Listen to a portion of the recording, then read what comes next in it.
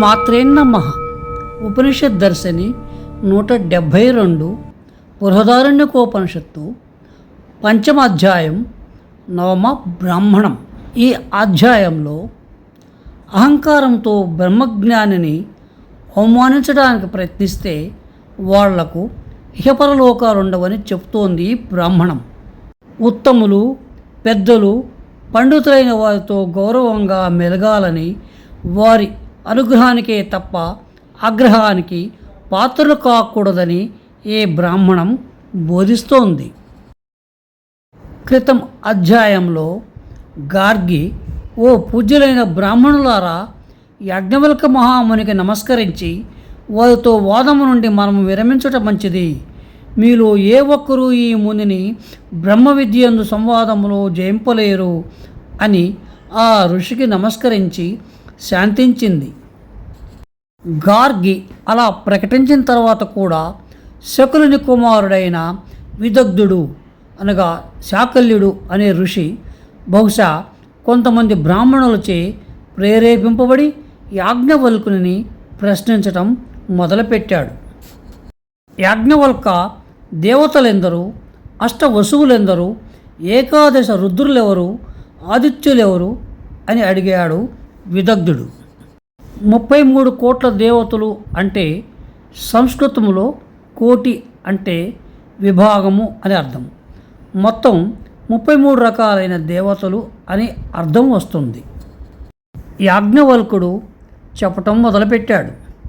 ఓ శాకల్యుడా, వైశ్వదేవ శస్త్రం యొక్క దేవతా సంఖ్యను తెలిపే నివుత్తు అనే మంత్రముతో ఎంత సంఖ్యగల దేవతలు ఏర్పడుతున్నారో అంతమంది దేవతలు ఉన్నారు. ఆ మంత్రము ద్వారా 303 దేవతలు, 3003 దేవతలు కలిపి మొత్తము 3306 మంది దేవతలు. కానీ 33 దేవతల యొక్క విభూతులే ఆ మొత్తము దేవతలందరూ. వారే 6 దేవతలుగాను, 3 దేవతలుగాను, 2 దేవతలుగాను, 1.5 దేవతగాను, చివరగా 1 దేవతనుగాను అయ్యారు. అష్టవసువులు, ఏకాదశ రుద్రులు, 12 ఆదిత్యులు, ఇంద్రుడు మరియు బ్రహ్మ అనగా ప్రజాపతి కలిపి మొత్తం 33 మంది దేవతలు.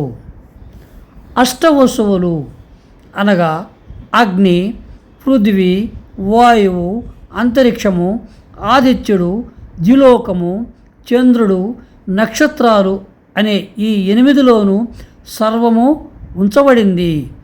అందుచే వారికి వసువులని పేరు. అనగా ఈ భూమిపై గల సమస్త పదార్థములకు రంగు, రుచి, వాసన, గుణము, ఆకారము అనగా అస్తిత్వము కల్పిస్తూ ప్రకాశించే వాళ్ళు వసువులు. భూమి అందరి ఏ రూపమైన వసువులు లేకుండా ఏర్పడదు. ఏకాదశ రుద్రులు. ఏకాదశ రుద్రులంటే పురుషుల్లో ఉండే పంచప్రాణములు, మనస్సు, జీవాత్మ కలిపి ఒకటి. పంచ జ్ఞానేంద్రియాలు, పంచ కర్మేంద్రియాలు, మొత్తం 11 రుద్రులు. ఆత్మయే 11వ రుద్రుడు. ఈ ఆత్మ మర్త్య శరీరాన్ని వదలనని, విడిచి వెళ్ళనని చెప్పడం మానవునికి దుఃఖహేతువు. ఆ రకంగా ఏడ్పించడం వల్లే రోదియంతి రుద్ర, రుద్రులని పేరు వచ్చింది. ఆకాశంలో ఏర్పడే స్పందనలన్నీ రుద్రులు సృష్టించేవే. పంచభూతాత్మకమైన ప్రకృతిలో ఉండే మార్పులన్నీ వీరు సృష్టించే స్పందనలే. కాబట్టి ప్రాణుల జీవనం వీరి దయపై ఆధారపడి ఉంది. మనలోని పంచ జ్ఞానేంద్రియాలను, పంచ కర్మేంద్రియాలను, మనస్సును శాసించేది ఈ రుద్రులే. 12 ఆదిత్యులు. సంవత్సరం యొక్క 12 మాసాలు 12 ఆదిత్య దేవతలు. ఒక్కొక్క మాసములో సూర్యకిరణాలు ఒక్కొక్క గుణాన్ని కలిగి ఉంటాయి. ఆ 12 ఆదిత్యులు వేరువేరుగా ఉంటారు. ఆయా మాసములందు పరివర్తన చెందుతూ ప్రాణుల ఆయుస్సును, కర్మఫలమును హరించుచూ ఉండటం చేత అదధాన ఆదిత్యులు అని పిలువబడుతున్నారు. ఇంద్ర ప్రజాపతులు. స్తనయిత్నువు అనే వాడే అనగా మబ్బులు లేదా ఉరుములు. ఇంద్రుడు యజ్ఞమే ప్రజాపతి. స్తనయిత్నువు అంటే వజ్రాయుధమే. యజ్ఞం అంటే యజ్ఞపశువే. 6 దేవతలు. భూమి, సూర్యుడు, ద్యులోకము అనే ఈ 3 లోకాలు 3 దేవతలు.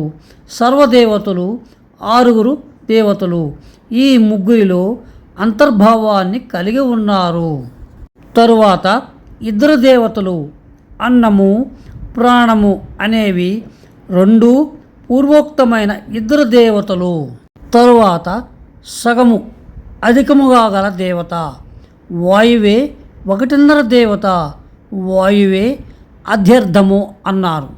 1 వాయువు 1 దేవత. వాయువు చేతనే సమస్తము అభివృద్ధి చెందుతోంది. అంతేకాకుండా చరాచర ప్రాణికోటికి ఆధారము వాయువే కాబట్టి ఇంకొక అర్ధభాగముగా పేర్కొని వాయువును 1.5 దేవతగా వర్ణించారు. ఆ తదుపరి ఒకే ఒక్క దేవత, ప్రాణమే ఒక్క దేవత. సర్వదేవతలు ఒక్క ప్రాణంలోనే ఉన్నారు. అందువల్ల ప్రాణమే సర్వదేవాత్మకమైన బ్రహ్మముగా అభివర్ణించారు. జ్యేష్ఠ శ్రేష్ఠ ప్రజాపతి అని నామాన్ని పొందిన ప్రాణమే సర్వదేవతాస్వరూపము. 33,306 దేవతల యొక్క రూపమే ఈ ప్రాణదేవత. అందుచేత ఈ ప్రాణమే బృహస్వరూపమైన ఆ పరబ్రహ్మమని చెప్పబడుతోంది. విదగ్ధిని ప్రశ్న పరంపర ఇంకా ఆగలేదు. వచ్చే భాగంలో శాకుల్ని మిగిలిన ప్రశ్నలు, యాజ్ఞవల్కుని జవాబులు చూద్దాం. సశేషం. శుభం భూయాత్.